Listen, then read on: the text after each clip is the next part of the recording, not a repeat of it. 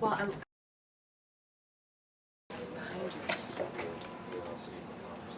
Right now, I'm calm and collected, but 24 hours ago when I first got the phone call, I mean, I was bouncing off the walls.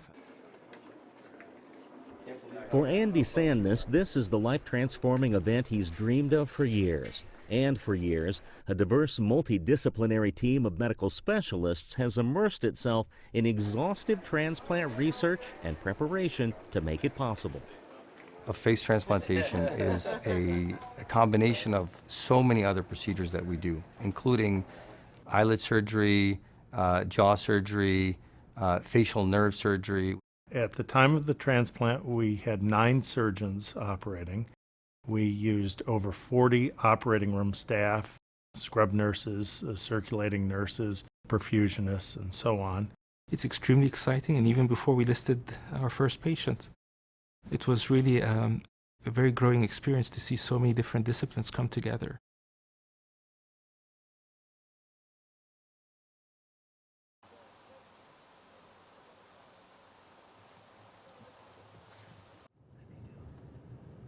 I've been to big cities and I've been to, little towns.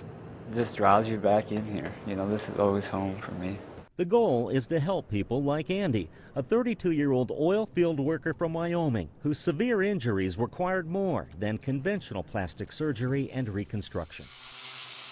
Andy's struggle actually began as a battle with depression and a regrettable attempt to take his own life with a high-powered rifle. You know what? I was stupid and I made the wrong choice, and now I'm paying for it for the rest of my life.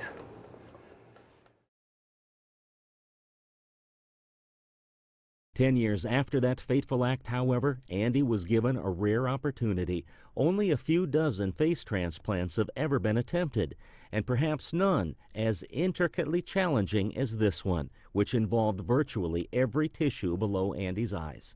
The entire lower face, including the nose, the jawbones, the zygoma bodies, the skin all the way in front of the ear, down to the chin, and the teeth.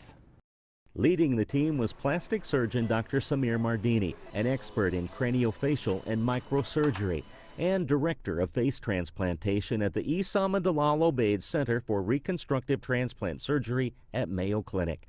He describes the operation as a series of highly complex, interconnected procedures, among the most critical, meticulously mapping and preserving vital facial nerves on both Andy and the donor. Because we're bringing in all the functions of mouth closure, smiling, lower lid depression. Dr. Mardini says there were literally thousands of such steps to coordinate. A collaboration with medical modeling engineers contributed greatly to both the planning and the execution. Using this technology of 3D modeling, printing, virtual surgical planning is extremely beneficial. They would have cutting guides for us that we would clip on the bones. They would give us the exact location of the cut, the exact angle of the cut. So when we took the donor's face and put it on the recipient, it would fit perfectly. Meanwhile, other transplant patients also had a stake in the priceless gifts being provided by the donor of the face. The donor is a solid organ donor, and you don't want to do something that compromises the ability to obtain liver, kidney, heart, lung. Ultimately, the face transplant alone would require a surgical marathon of 56 hours to complete. Okay, just here, you take the mirror. After 3 weeks of healing, Andy was given his first glimpse in a mirror. Oh. Still recovering and not yet able to speak clearly, Andy scribbles his first impressions on a notepad. Far exceeded my expectations. You don't know how happy that makes us feel.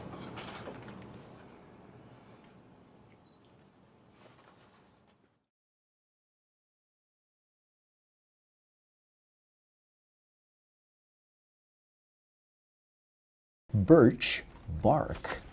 Birch bark. As clear as day. Ultimately, success will depend on more than just the steady hand of surgeons. I boiled the peas. I boiled the peas. There are speech therapists and counselors, plus the lifetime of medications and monitoring required to prevent rejection, which is why the Mayo team had to feel certain that Andy fully understood the risks and was committed completely. There's an intense medical regimen, be it a face transplant, a kidney transplant recipient, or a pancreas transplant recipient. Wanting the most natural look possible for Andy, after several months of healing, Dr. Mardini performed an additional surgery to refine his appearance, speed up the regeneration of sensory nerves to his cheeks, and improve his tongue function.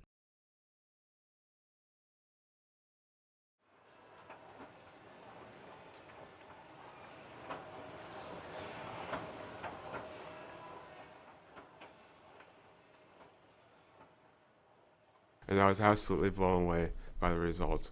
As for Andy, he says there is no doubt his long road to recovery was definitely worth it. I just feel like a normal person, walking around outside, going to the shopping malls. Nobody asks any questions, nobody stares. I feel like another face in the crowd.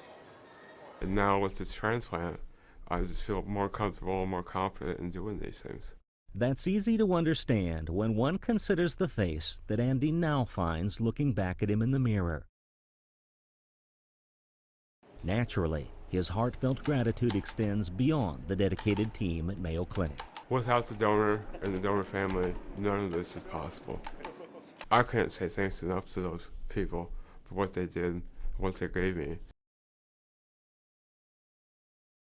Yeah, I'm just looking forward to getting back out into the world and doing the things I missed out on. I missed out on 10 years of my life.